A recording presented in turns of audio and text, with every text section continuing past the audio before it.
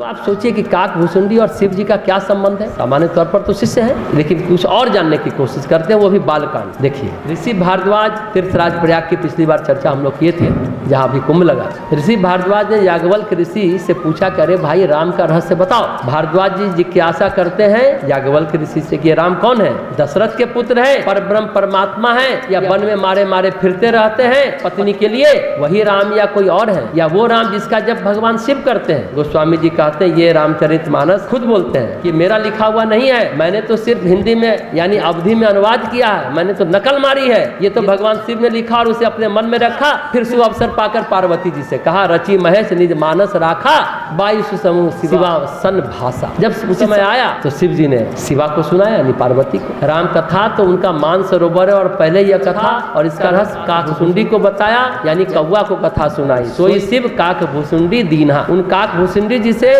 फिर याज्ञवल्क्य जी ने सुना पाया, फिर उन्होंने उसे भारद्वाज जी को गाकर सुना। ये दोनों वक्ता और श्रोता याज्ञवल्क्य और भारद्वाज समान शील वाले और समदर्शी हैं और श्री हरि की लीला को जानते हैं।